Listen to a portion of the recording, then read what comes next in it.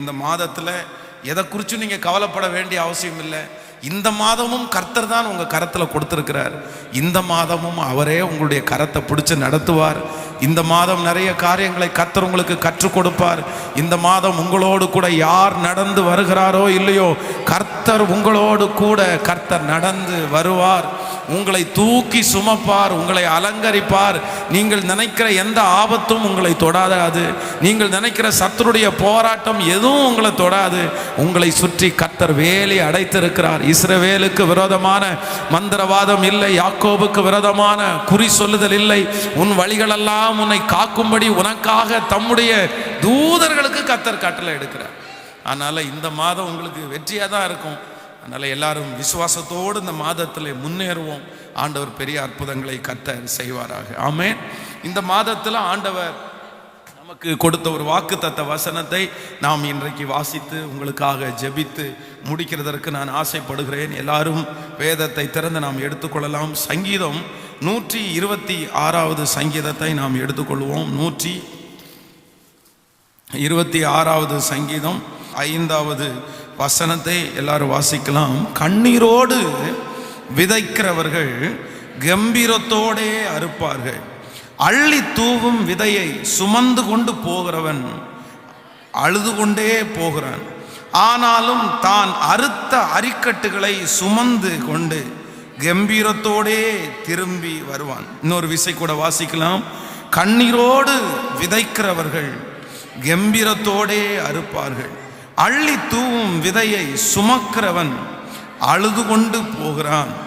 ஆனாலும் தான் அறுத்த அரிக்கட்டுகளை சுமந்து கொண்டு கம்பீரத்தோடே திரும்பி வருவான். ஆமென். கண்ணீரோடு விதைக்கிறவர்கள் கம்பீரத்தோடு அறுப்பார்கள். அல்லேலூயா. ஆண்டவருடைய பிள்ளைகளே, இந்த மாதத்திலே நான் ஆண்டவருடைய சமூகத்திலே வாக்குத்தத்தத்திற்காக ஜெபித்த போது ஆண்டவர் இந்த வார்த்தையை தான் திரும்ப திரும்ப என்னுடைய உள்ளத்திலே கர்த்தர் பேசிக்கொண்டே இருந்தார். கண்ணீரோடு விதைக்கிறவன் கம்பீரத்தோடு அறுப்பான். நம்முடைய ஆண்டவர் ஜெபத்தை கேட்கிறவர். ஆனால் கண்ணீரின் ஜெபத்திற்கு ஆண்டவர் உடனே பதில் கொடுக்கிறவர். வேதம் அநேக இடங்களிலே சொல்லுகிறது, நான் உன் கண்ணீரை கண்டேன். தேவனுடைய மனுஷன் வியாதியாய் படுத்திருந்து அவனுடைய மரண காலம் நெருங்கினது. அவனுக்கு தீர்க்க தரிசனம் உரைக்கப்பட்டது. உன்னுடைய வீட்டு காரியங்களை நீ ஒழுங்கு செய்து கொள்ளும், இன்னும் கொஞ்ச நாளைக்குள்ளாக ஆண்டவர் உம்மை எடுத்துக்கொள்ள போகிறார் அப்படின்ற செய்தி அவருக்கு வந்து எட்டிட்டு, ஆனால் அந்த ராஜா சுவர்புறமாய் திரும்பி கண்ணீரோடு ஜெபிக்கிறான். ஆண்டவரே, நீர் எனக்கு ஆயுசு நாட்களை நீட்டி கொடுக்க மாட்டீரா?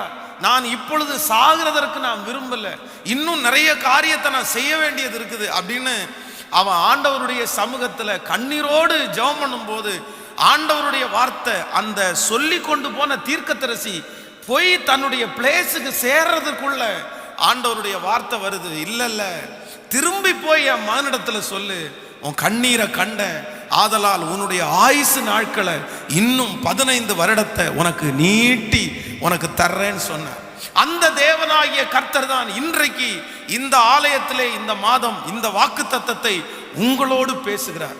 இங்கே வந்திருக்கிற ஆண்டவருடைய பிள்ளைகளே, நீங்கள் எப்பொழுதுமே வடிக்காத கண்ணீர், இத்தனை ஆண்டுகளுமாக வடிக்காத கண்ணீரை இந்த 2020வது வருடம் வடித்து கொண்டே இருக்கலாம். உங்களுடைய முகம் சிரிக்கலாம், ஆனால் உங்களுடைய இருதயம் அழுது கொண்டே இருக்கலாம். ஒருவேளை தேவைக்கு இல்லாமல் கூட இருக்கலாம். நீங்கள் தேவைக்காக அழாதவர்களா இருக்கலாம், பிரச்சனைக்காக நீங்கள் அழல, ஆனா ஆண்டவருடைய அன்பை நினைத்து நீங்கள் அழலாம். ஆண்டவர் உங்களை நடத்தி வருகிற விதத்தை நினைத்து நீங்கள் அழலாம். தேவனோடு நடக்கும் போது உங்களை அறியாமல் அழுகைகள் வரலாம். ஆனால் ஆண்டவர் இந்த மாதத்தில் உங்களுக்கு வாக்கு கொடுக்கிறார், நீ கண்ணீரோடு விதைத்திருப்பாயே. ஆனால் இந்த 3வது மாதம் ஆண்டவர் உங்களை கம்பீரமாய் அறுக்க பண்ணுகிற ஒரு மாதமாய் கர்த்தர் மாற்றப் போகிறார். உங்கள் பிள்ளைகளுக்காக வடித்த கண்ணீரை இந்த மாதம் கர்த்தர் காண்கிற தேவனாயிருக்கிறார். எதிர்காலத்திற்காக, உங்களுடைய தேவைக்காக, உங்களுடைய கடன் பாரத்திற்காக யாருக்கும் தெரியாமல் நீங்க வடித்த கண்ணீர், மறைவிடங்களிலே நீங்க வடித்த கண்ணீர், இரவு முழுவதும் நீங்கள் அழுது உங்களுடைய தலையணியை தண்ணீரால் நினைத்த அந்த நாட்களை ஆண்டவர் இந்த 3ஆம் மாதத்திலே கர்த்தர் நினைக்கிறார். நான் உங்களுக்கு சொல்லுகிறேன், இந்த ஜெபத்தில் இருக்கிற ஆண்டவருடைய பிள்ளையை ஒரு அற்புதத்திற்காக எதிர்பார்த்து அந்த அற்புதம் பல ஆண்டுகளாக நடக்கவில்லை, பல மாதங்களாக நடக்கவில்லை. ஆனால் ஆண்டவர் சொல்லுகிறார், நீ கண்ணீரோடு ஜெபம் பண்ணு. இந்த மாதத்தில் உன்னுடைய கண்ணீரை ஆண்டவருடைய சமூகத்திலே ஊற்று. எல்லா ஜெபத்தை விட கண்ணீரின் ஜெபத்திற்கு மிகப்பெரிய பலன் உண்டு.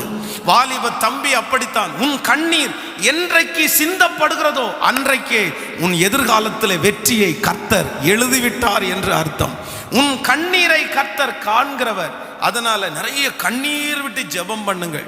நீங்கள் சாமுவேலை பெற்றெடுத்த தாயை குறித்து வேதத்தில் வாசிக்கும் போது வேதம் சொல்லுகிறது, அவளுக்கு குழந்தை பாக்கியம் தடையாயே இருந்து கொண்டிருந்தது. அப்பொழுது தேவ ஆலயத்திற்குள்ளே போய் அன்னாள், வேதம் சொல்லுகிறது, மனம் கசந்து அவர் அழுதாள். அவள் மனம் கசந்து அழுது, ஆண்டவரே எனக்கு ஒரு குழந்தை நீர் கொடுப்பீரே, ஆனால் நான் அதை உமக்காக வளர்த்துவேன் என்று ஜெபித்தாள். வேதம் சொல்லுகிறது, கர்த்தர் அந்த ஆலயத்தில் ஜெபம் முடித்து கொண்டு போகும்போதே ஆண்டவர் வார்த்தையை கொடுத்தார். சாமுவேலையும் கர்த்தர் கொடுத்தார். அவருடைய கண்ணீருக்கு ஒரு மிகப்பெரிய பலனை கொடுத்தார். இந்த மாதம் கண்ணீரோடு விதைக்கிற அநேக கர்த்தருடைய பிள்ளைகள் கம்பீரத்தோடு நீங்கள் அறுக்க போகிறீர்கள். கர்த்தர் அறுக்கிற மாதமாய் கர்த்தர் மாற்றப் போகிறார். விசுவாசிக்கிறவர்கள் கரங்களை தட்டி கர்த்தருக்கு மகிமை செலுத்துவோம். 10 வருடத்திற்கு முன்பாய் வடித்த கண்ணீர், 5 ஆண்டுகளுக்கு முன்பாக வடித்த கண்ணீர், இதுவரையிலும் நம்முடைய வாழ்க்கையில வடித்த எல்லா கண்ணீருக்கும் இந்த மாதம் எனக்கு கர்த்தர் பதில் கொடுக்கிற ஒரு மாதம். ஹல்லேலூயா. கைகளை அசைத்து ஒரு ஹல்லேலூயா சொல்லுங்கள்.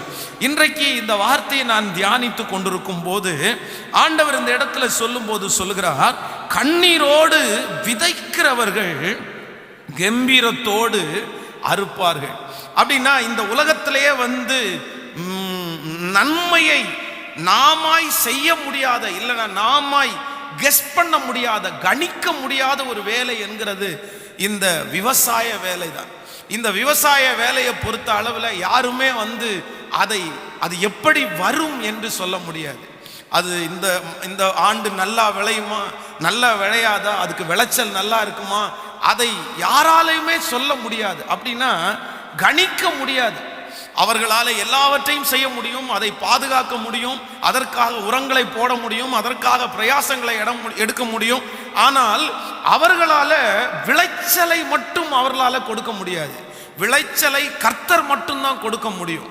அப்போ இந்த மாதத்தில் ஆண்டவர் என்னோடு கூட பேசின வார்த்தை, நம்மால் செய்ய முடியாத போது நாம் என்ன செய்ய வேண்டும் என்கிறதை குறித்து இன்றைக்கு ஒரு 2 காரியங்களை உங்களுக்கு வைத்து உங்களுக்காக ஜெபிக்க போறேன். என்னால் செய்ய முடியாது பாஸ்டர், என்னுடைய கை மீறி போயிருச்சு, என்னுடைய கை தாண்டி போயிருச்சு, இதுவரைக்கும் என்னுடைய கண்ட்ரோல்ல இருந்துச்சு, நான் ஒரு பெரிய செட்டில்மெண்ட்டுக்குள்ள இருந்தேன், ஆனால் இந்த மாதத்தில் இல்லை, இனி என்னால் அது முடியாது, அது என்னுடைய சிந்தனையை விட்டு வேற போயிருச்சு, நான் என்ன பண்றதுன்னே தெரியல, அப்படி என்று யாரோ ஒருத்தர் இந்த ஜெபத்தில் நீங்கள் இருக்கலாம். உங்களுடைய கண்ட்ரோலுக்கு மீறி போனதை இந்த மாதம் கர்த்தர் உங்களுடைய கைகளில் கொடுக்கிறதற்காகத்தான் ஆண்டவர் இந்த மாதம் பேசி கொண்டிருக்கிறார். ஆமேன் சொல்லுங்கள்.